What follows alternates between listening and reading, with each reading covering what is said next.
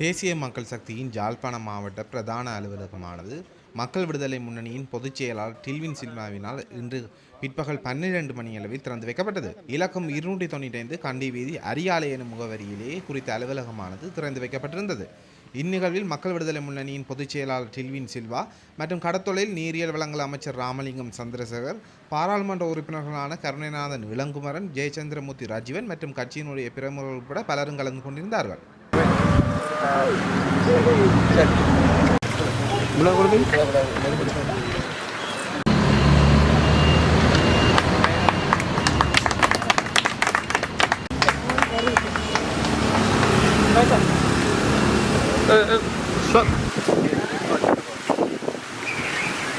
கொஞ்சம்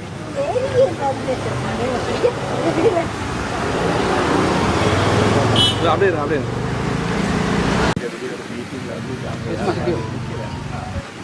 செஞ்சோட கபடி செஞ்சு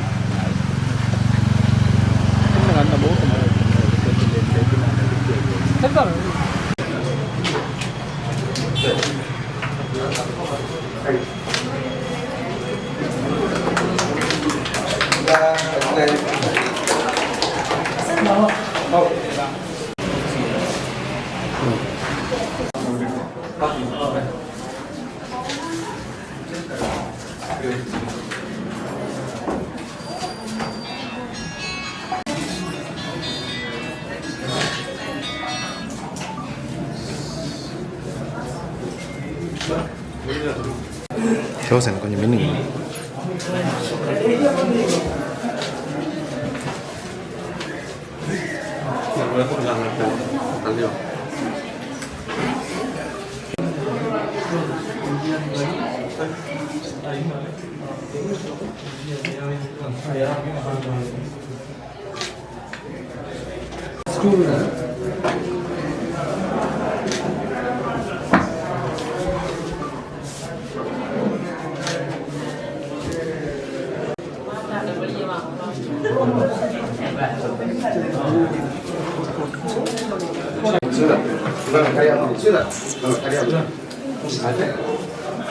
அலுவலக திறப்பின் பின்னர் ஊடக சந்திப்பு இடம்பெற்றிருந்தது. அதில் பல்வேறு விடயங்கள் தொடர்பில் பேசப்பட்டிருந்தது.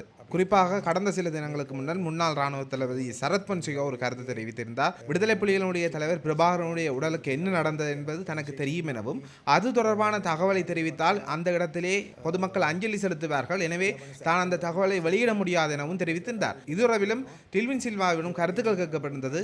அது தொடர்பான காட்சிகளை தற்போது பார்க்கலாம். අලුතෙන් දිස්ත්‍රික් කාර්යාලය විවෘත කරා කලින් තිබිච්ච එක වෙනුවට ඉතින් අපි හිතනවා මේක ජනතාවෙන් මුක්ති පෙරමුණේ ජාතික ජන බලවේගයේ යාපන දිස්ත්‍රික් ජනතාව සංවිධානය කිරීමට ඉතා වැදගත් කියලා. මොකද විශේෂයෙන්ම අපි දැන් බලයටපත් වෙලා ලබන සැප්තැම්බර් මාසයට ජනාධිපතිරට අවුරුදු 2ක් පිරෙනවා. ඒ වගේම ලබන නොවැම්බරයට අපේ ආණ්ඩුවට අවුරුදු 2ක් පිරෙනවා. අපි දැන් අවුරුදු මාස 18ක විතර කාලයක් ආණ්ඩුකරණය කරලා තියෙනවා. ඒ වගේ වෙලාවක මේ වෙනකොටත් අපි රටට ජනතාවට ජයග්‍රහණ ගොඩක් අරන් දීලා තියෙනවා. ඒ වගේම අපිට ඉස්සරහට සැලසුම් කරපු වැඩ ගොඩක් තියෙනවා. ඒක කරගෙන ගිහිල්ලා රට මෙතනින් උඩට අරගෙන පොහොසත් රටක් ලස්සන ජීවිතයක් හදලා ජාතිවාදයෙන් තොර අපි හැමදෙනාම සමානව ජීවත් වෙන රටක් නිර්මාණය කිරීමේදී යාපනයේ ඉන්න අපේ සහෝදර ජනතාව සංවිධානය කර ගැනීමට මේ කාර්යාලය අද මේ අලුතෙන් ආරම්භ කරපු කාර්යාලයේ තාමත් වැදගත් වෙයි කියලා අපි විශ්වාස කරනවා. ඉතින් විශේෂයෙන්ම මේ යාපනයට ආපු වෙලාවේ අපිට කියන්න තියෙන්නේ ගෙවිච්ච මාස 18 කාලය තුල අපි රටට විශාල ජයග්‍රහණ ගණනාවක් කරන් දීලා තියෙනවා.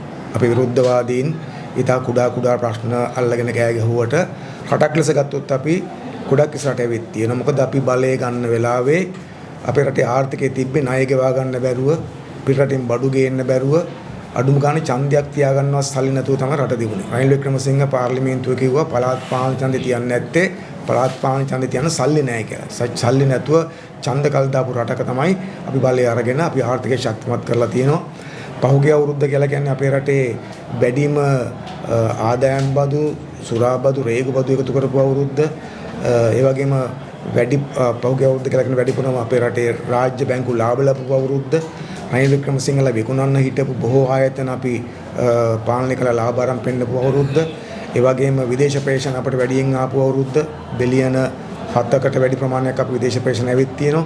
ඒ නිසා එහෙම ජයග්‍රහණ ගොඩක් ගත්තා. ඒ නිසාම අපිට පුළුවන් වුණා අපේ රටේ ණය ගෙවීම ආරම්භ කරන්න. අපි ගිය අවුරුද්දේ බිලියන 5කට වැඩි ප්‍රමාණයක් ණය ගෙවලා තියෙනවා ඩොලර් වලින්. ඒ වගේම අනිත් පැත්තෙන් ගත්තොත් අපි වාහන මාකට් එක අප සක්‍රිය කරා.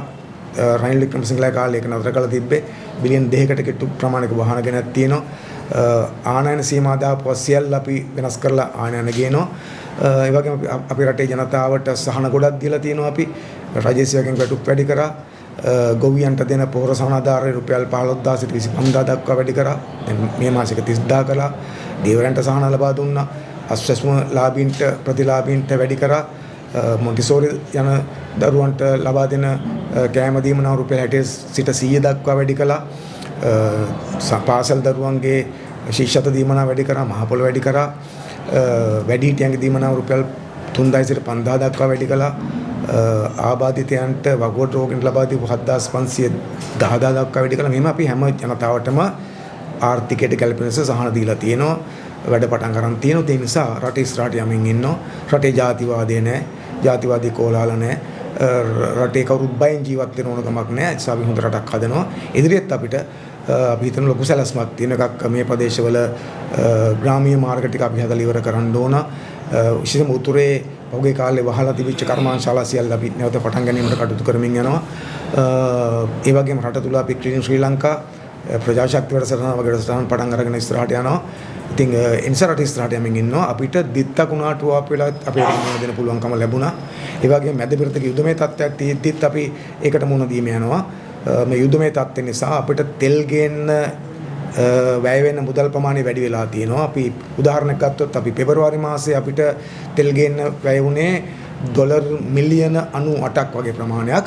හැබැයි මැයි මාසයේ අපිට වැය වෙනවා 520ක් විතර. කියන්නේ 5 ගුණයකින් වැඩි වෙලා තියෙනවා අපේ තෙල් ගේන විල. ඒ නිසා අපි ඩොලර් එකට කිසියම් බලපෑමක් වුණා. ඩොලර් එක පහුගිය කාලේ 350 පැන්නා. නමුත් අපි ඉක්මනින්ම ඒකට මැදිහත් වෙලා ආයි 330 මට්ටමට ගෙනත් තියෙනවා. ඒස අපිට ආර්ථිකයේ කළමනාකරණය කරන්න පුළුවන් කියලා පැහැදිලි.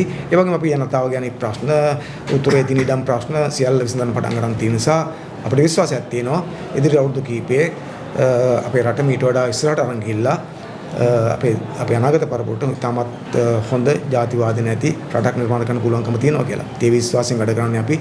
ඒ වෙනුවෙන් තමයි අපි අද මේ යාපන නගරේ යාපන දිස්ත්‍රික්කයේ වැඩ කීපයක් දාගෙන ආවේ. ඒ වෙලාවේ මේ කාර්යාලය විවෘත කිරීමත් අපි යොදාගත්තා.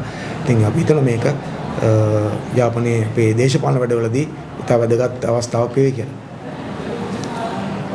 இந்த வருட இறுதிக்குள்ள மாகாண சபை தேர்தலை நடத்துகிற மற்றது இப்போ இந்தியா தரப்பிலிருந்து ஏதாவது மாகாண சபை தேர்தல் வைக்கும் அழுத்தங்கள் பிரயோகிக்கப்படுவதா அரசாங்கம் මේ අවුරුද්ද අවසානයේ පළාත් සභාවතිවරණය තියෙනවා කියලා කිව්වද ඒක තියෙනවද? ඒ වගේම ඉන්දියාව පැත්තෙන් මොනවාරි බලපෑමක් තියෙනවද කියලා. පළවෙනි කාරණේ අපි පහුගිය අයවැයෙන් මැතිවරණ සඳහා මුදල් වෙන් කරා පළාත් සභා ඡන්දය තියන්න ආරම්භ කරගෙන. නමුත් එහෙම තියෙනකොට තමයි ඔබ කවුරුත් දන්න අපේ දිත්තා කුණාටුව ආවා. ඒ නිසා අපට සිද්ධ වුණා අයවැයට වෙන් කරපු සල්ලි එහෙම තියෙද්දි රුපියල් බිලියන 500ක් කියන්නේ කෝටි 5000ක් දිත්ත වෙනුවෙන් කරන්න. එතකොට ඒ සල්ලි ඡන්ද කරන්න තිබු සල්ලි. ඒ නිසා අපිට මේ අවුරුද්දේ ඡන්ද කරන්න වෙන්නේ නැහැ. සහ දැන් මේ අලුත් ප්‍රශ්නකුත් ඇවිත් තියෙනවා. ඒ අතර අපි කවුරුත් දන්නවා මේ නීතිය සම්බන්ධ ප්‍රශ්නයක් වතුලා තිනවා. මේ පළාත් සභා ඡන්දේ කල්යන්නේ රනිල් වික්‍රමසිංහලා කාලේ පළාත් සභා තැබීම සඳහා තිබිච්ච නීතිමය ක්‍රියාමාර්ග අවුල් වෙච්ච නිසා අපි පාර්ලිමේන්තුවේ කමිටුවක් පත් කරලා තියෙනවා පළාත් සභා පැවැත්වීම සඳහා කුමන නීතියක් යටතේ පළාත් සභාව තියෙනවද කියලා. ඒ කමිටුව වාර්තාවක් හම්බුනාම ඒකත් සලකලා බලලා අපි හිතනවා අපිට ලබන අවුරුද්දේ වගේ වෙනකොට බොහෝ විට වෙන ගැටලු ආවේ නැත්නම් පළාත් සභාව තියාගන්න පුළුවන් වේවි කියලා. අපිට ඉන්දියාවේ පැත්තෙන් කිසි බලපෑමක් නැහැ. මොකද ඉන්දියාව සහ ශ්‍රී ලංකාව අතරත් ඉන්දියානු ආණ්ඩුව සහ අපේ මාලිමාවේ ආණ්ඩුව අතරත් ඉතාම හොඳ සම්බන්ධයක් තියෙනවා. ඉතාම මිත්‍රශීලී සම්බන්ධයක් තියෙනවා. අපි අතර හොඳ අවබෝධයක් තියෙනවා. ඉතින් අපි අතගත්තොත් අපි උතුරේ ජනතාවට ප්‍රධාන ප්‍රශ්න ජාතිවාදී නැති රටක් හදලා තියෙනවා. ඒ වගේම උතුරේ ජනතාවගේ අපි හමුදා කඳුරු සඳහා තිබිච්ච ඉඩම් විශාල ප්‍රමාණයක් නිදහස් කරලා තියෙනවා. පාරවල් විවෘත කරලා තියෙනවා. අලුතෙන් මාර්ග හදමින් යනවා. ඒ වගේම ප්‍රජාශක්ති වැඩසටහන යටතේ අපි බිම දක්වාම ජනතාව බලගැන්වීම සඳහා වැඩ කරමින් යනවා. ඒ නිසා අපි දැනට මෙහි වැඩ කටයුතු කරමින් යන්නේ. ඉන්දියාවටත් මේ අවබෝධය තියෙනවා. ඉන්දියාව පැත්තෙන් අපිට කිසි බලපෑමක් නැහැ. මම හිතන්නේ අපි ඉතා සහයෝගයෙන් අවබෝධයෙන් වැඩ කරගෙන යනවා. இது ஜனாதிபதி அனுரகுமார திசாநாயக்க வேட்பாளராக யாழ்ப்பாணம் ஜனாதிபதி வேட்பாளராக வந்திருந்த போது ஒரு உறுதிமொழியோடு இருந்திருந்தால் மக்களுடைய காணி மக்களுக்கு வழங்கப்படும் என்ற ஒரு உறுதிமொழியை கொடுத்திருந்தார். இருந்தாலும் வலிவடக்கு பிரதேசம் குறிப்பாக மயிலட்டி பகுதியிலே ஒவ்வொரு வெள்ளிக்கிழமையும் போராட்டத்தில் அந்த மக்கள் ஈடுபட்டு வருகிறோம். தங்களுடைய காணிகளை இந்த அரசாங்கம் கொடுத்த உறுதிமொழி அடிப்படையில் விடுவிக்கவில்லை என்ற ஒரு போராட்டம் நடைபெற்றது. இதற்கு ජනතපතිතුමා මැතිවරට කලින් අපි වෙලාවේ මේ ජනතාවගේ ඉඩම් ජනතාවට ලබා දෙනවා කියලා පොරොන්දුවක් දීලා තිබුණා අපි. මුත් අද ගත්තට පස්සේ මයිලිට ප්‍රදේශයේ හැම සිකුරාදාකම ජනතාව තමන්ගේ ඉඩම් ඕන කියලා අරගෙන කරන මේ පිටිපත අදහසක්. ඇත්තට මම හිතන්නේ ජනාධිපතිතුමා පොරොන්දු වුණා වගේම අපි මේ ක්‍රියාවලිය පටන් ගන්න තියෙනවා. දේශපාලන අරමුණු වලින් බලන්නේ නැතුව අවංකව බලනවා නම් පහුගිය අවුරුදු එකමාර තුල අපි හමුදා කඳුරු ගණනාවක් ඉවත් කරලා උතුරු පළාතේ ඉඩම් විශාල ප්‍රමාණයක් නිදහස් කර දුන්නා. වහපු පාරවල් ඉතුරු කර දුන්නා. තව ඉඩම් ප්‍රමාණයක් අපි හඳුනගෙන තියෙනවා. අපි දැන් සාකච්ඡා කරමින් ඉන්නවා. ඒවා නිකම්ම ගන්න බෑ. ඒ තියෙන හමුදා කඳුරු වෙනස් කරන්න ඕන. ඒ ප්‍රමාණය අඩු කරගන්න ඕන. එහෙම කරලා ඒ ඉඩම් ටිකක් දෙන්න බලාපොරොත්තු වෙනවා. විශේෂම ජනාධිපතිතුමාගේ බලාපොරොත්තුවක් තියෙනවා. ඒ නිදහස් කරගන්න ඉඩම් නිකම්ම නිකන් එකිනෙකා අතර දෙනවට වඩා ඒවා උතුරේ ජනතාවට ව්‍යාපාර පටන් ගන්න කැමති අයට ව්‍යාපාර පටන් ගන්න කියන්නේ ආදායම් මාර්ග හදා ගන්න පුළුවන් තැනකටපත් කරන්න ඕන අදහසක් තියෙන නිසා අපි පොරොන්දු වෙච්ච තාලට ක්‍රමානුකූලව ඒ තියෙන තැන් නිදහස් කරගනිමින් ජනතාවගේ ඉඩම් ටික යන්තම් ලබා දීමට කටයුතු කරමින් යනවා. අපි දන්නවා සමහරුන්ට කලබලයක් තියෙනවා. සමහරු තේරුමක් නැතුව උද්ඝෝෂණ නිර්මාණය කරනවා. ඉතින් අපි ඒක ගණන් ගන්නෑ නැහැ. මොකද අපේ ආණ්ඩුව ජනතාවට පොරොන්දු ඉටු කරමින් යන ජනතාවගේ විශ්වාස දිනාගත්තු ආණ්ඩුවක් විශේෂම උතුර ජනතාවගේ විශ්වාස දිනාගත්තු ආණ්ඩුවක්. ඒ විශ්වාස දිනා ගැනීමට අකමැති පෙරදිච්ච බලවේග විවිධ උත්සාහයන් දරුවට විවිධ වර්ධි ප්‍රචාර හැදුවට අපි පොරොන්දු වෙච්ච විදිහට මේ කටයුතු සියල්ල කරලා ජනතාවට ඉඩම් ටිකක් දෙනවා. ජනතාවගේ ව්‍යාපාර ශක්තිමත් කරගන්නත් උදව් කරනවා. ඊට අමතරව ගත්තොත් අපි නිවාස හදා දීම් ග්‍රාමීය මාර්ග පද්ධතිය පිළිස කර දීම් වගේ දේවල් පවා සැලසුම් කරලා තියෙනවා. මේ අයවැය මුදල් වෙන් කරලා තියෙනවා. ඒ ටික කරන ඉස්සරහට. சரி ஓகே தேங்க் முன்னாள் ராணுவ தளபதி சரத் பொன்சேகா அவர் கருத்தை முன்வைத்திருக்கிறார். பிரபாகருடைய உடல் தாக்கப்பட்ட இடம் தனக்கு தெரியும் என்றும், ஆனால் அந்த இடத்தை தான் கூறினால் அந்த இடத்திலே சிலர் நினைவு கூவி அமைத்து விடுவார்கள் என்று கூறுகிறார். இது தொடர்பிலே அரசாங்கத்துக்கு அவரோட இந்த இடம் தொடர்பிலே ஏதாவது தெளிவுபடும்? සරත් පොන්සේක කියලා තියෙනවලු ප්‍රභාකරන් වලලපු තැන මම දන්නවා. ඒක මම කාටවත් කියන්න කිව්වොත් එම එතන ස්මාරක ඇති කරයි කියලා කියනවා. ඒ පිළිබඳව රජය මොනවද දන්නවද කියලා. නෑ අපි ඒ සම්බන්ධ අපිට කිසි අවබෝධයක් නෑ. සරත් පොන්සේකලා කියන ආණ්ඩුවේ කෙනෙක් නෙවෙයි. හිටපු හමුදාපතිවරයා.